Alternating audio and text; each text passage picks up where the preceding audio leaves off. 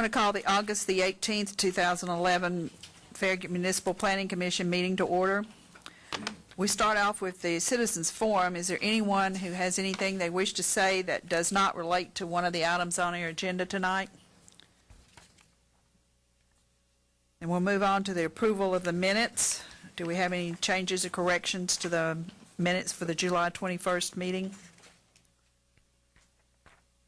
To have a motion? Move for approval. Second? I'll second. All those in favor, say aye. Aye. Aye. Opposed? Move on to item number 3, discussion and public hearing on a site plan for Summit View Healthcare Center, 12823 Kingston Pike, located on the northeast corner of Kingston Pike and North Hobbs Road. Approximately 8 acres, zone C-1-3, for the addition of a generator, fuel tank, and walking trails. Farragut Healthcare Center, LLC, applicant. I included in your packet a copy of the letter to the applicant identifying the necessary changes. And also an aerial photograph showing you the general area of this particular, showing the general area of the vicinity of the healthcare center. Also included in your packet the site plan.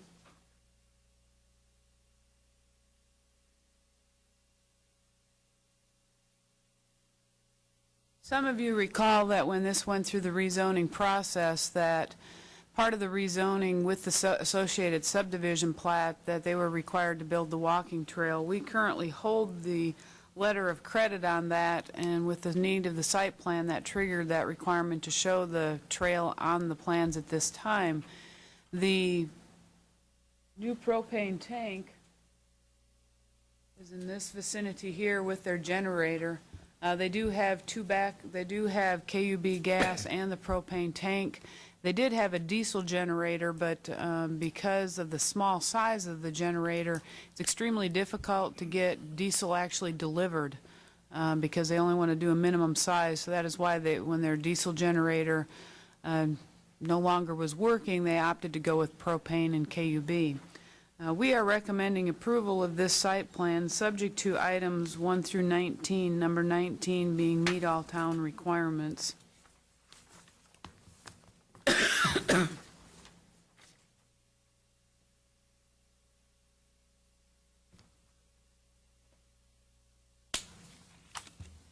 the applicant represented? Yes, ma'am. Brad Salisbury with Cannon & Cannon, 8550 Kingston Pike. Does anyone have any questions or comments for him? Brad, I have a simple question. How is a generator run on propane and natural gas? Personal question. I can't figure out how it uses both as a fuel source. I think the generator is an emergency generator, and the propane tank provides the gas solely for the emergency generator. This is kind of a one package that goes together, and then the propane or the natural gas feeds the building as itself. The natural gas doesn't really go to the generator. It does actually go to the generator. The way the ordinance reads is that whenever you're relying on a utility for that is the primary backup, is the KUB's natural gas. There is some kind of something that I know nothing about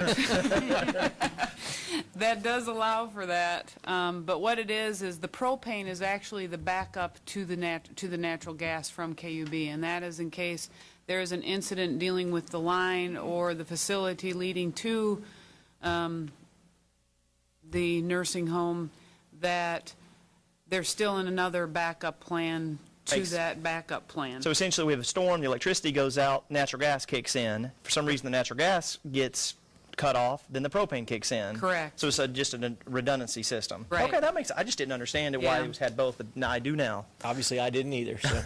Well, and I have no idea how it works. So. Okay. There are 19 subject twos here, including meet all town requirements. Are you all aware and okay with all this? Yes, we're aware of it, and we're working with the town on meeting all their requirements. Okay. Any more questions or comments? Do I have a motion? Ruth, No, excuse me. Go ahead. Ruth, are you satisfied that Mr. Salisbury's doing everything on the 19th? Yes, I Yeah. am. Okay. I guess one question I might have too is for the, we're okay with the fire inspection. He's okay with everything. Brad's getting some stuff to us tomorrow morning, and then that'll wrap everything up. Okay. I guess I assume that probably the state requires bollards that probably prohibit somebody from hitting into the propane tanks. I'm just trying to think of a propane filling station, so it was kind of hard to tell. The bollards, I couldn't see the bollards on here, but I assume that I know the there's state. two, yeah, There's that- a whole different agency that probably regulates the propane when you That's get it. actually part of our gas mechanical code. Okay. With regards to that, because there is a sidewalk, but immediately behind the sidewalk, obviously, is a travel way through here. Mm-hmm. And the idea is that if a car were to go out of control, that they would hit the bollards and not the tank. It's a protection to not only the drivers, but also the occupants of the facility and everything.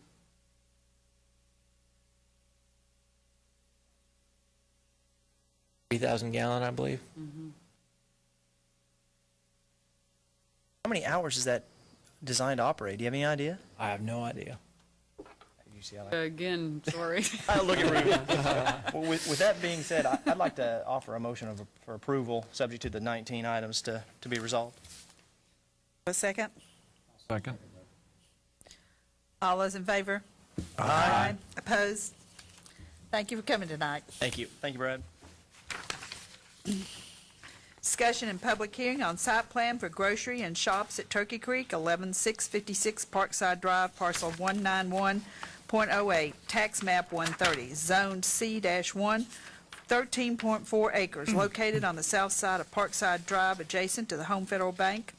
Turkey Creek Land Partners LLC applicant. This site actually looks familiar to you all because you have approved recently the grading plan for this property. And if you recall from last month with the discussion of the grading plan, it did include some underground stormwater, and they do dovetail into this plan that you see before you tonight. The site plan consists of a strip shopping center and then also a grocery store. I do have some architectural renderings showing first the grocery store, which they have modified it slightly from what I had in your packet, in that their brick accents are going with a dark color, the black. That is slightly different than what was in your packet. And then notice the earth tones, kind of that match, blend in with the other construction in that area. The back side of the building will be block, but it is going to be painted to match the front side of the building, which is brick. So as you're passing by, you're not going to really notice that there is a different construction type, that the brick is what's facing the parking lot and the road and everything, and then the block will be in the back. Now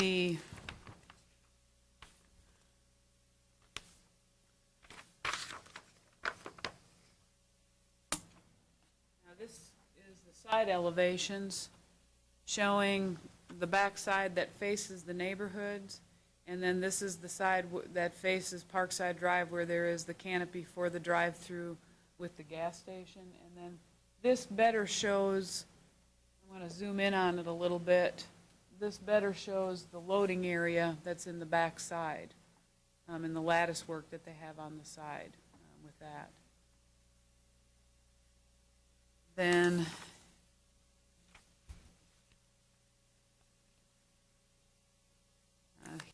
copy of the shops themselves. Again, they've made some modifications with regard to the accent brick to match the grocery store building,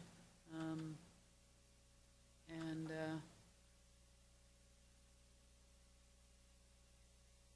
changes that were from what was in your packet. Really nothing significant in that respect. When the architect called me and said they're using black brick, I was like, black brick. That's going to be really interesting. Then I figured out he's talking about the accent brick and not the entire building, which I thought, I'd never seen black brick before. But the site plan has this is the existing signalized intersection on Parkside Drive. The signal itself will need to be modified to accommodate left turning movements. They provide a sidewalk through the facility for ease and safer access for cars. They also have, their cart storage is actually built into the curbing. And then they also have the sidewalk connecting over here to adjacent properties. And then they've opted to put the sidewalk on this side of, this will be a shared access easement. This is for site plan for sometime in the future.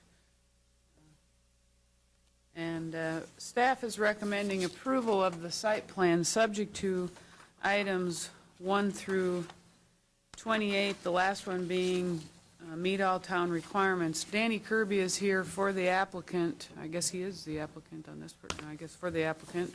And there are a couple things that are not code requirements we've asked them to consider.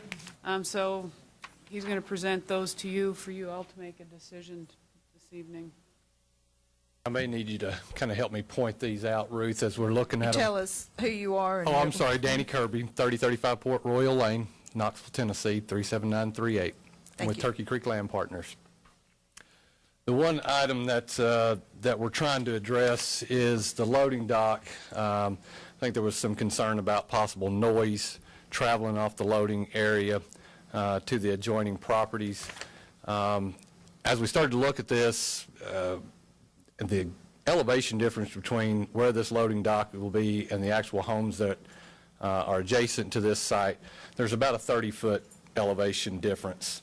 So we weren't overly concerned about noise. We talked to the proposed tenant about possibly screening in with a wall back there along the loading dock area. Their concern with that was security. They don't like to create a cavern behind their building where they have employees working. So what Ruth and I just were talking about just a few minutes ago, what I had originally proposed was possibly there's a fence, chain link fence that goes along the top of the retaining wall right where she's pointing now.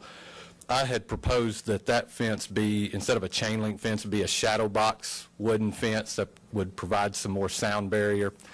After we looked at it a little further, it actually worked out pretty good because the point at which the retaining wall is on the same grade of the service drive, which is just adjacent to the loading dock, would be an ideal place to put that privacy fencing there. If you put it on either side of that, the retaining wall starts to drop off and then there's grade above that, and it's probably not going to be very effective. So it's kind of an ideal situation to try to put some type of privacy fencing just along that particular area where the retaining wall is on the same grade as the service drive. So that's one of the things that we're looking at now. And I don't know if any of you have questions about that. I'd be glad to try to answer those questions. Mr. Kirby, have you gotten any feedback from the residents that adjoin this property? Well, we have not, and I don't know what your all's notification process is for this. We haven't reached out to them. If you look at the plat, there's really about 2 or 3 property owners there. We'd be glad to talk to them, be glad to meet with them and discuss it. I guess I was under the assumption that maybe notifications went out to adjoining property owners. I'm sorry, I'm in Knox County. That's kind of how they deal with rezonings, concept plans, and those sort of things, is they typically send out a notice to the adjoining property owners. But again, we'd be glad to meet with them.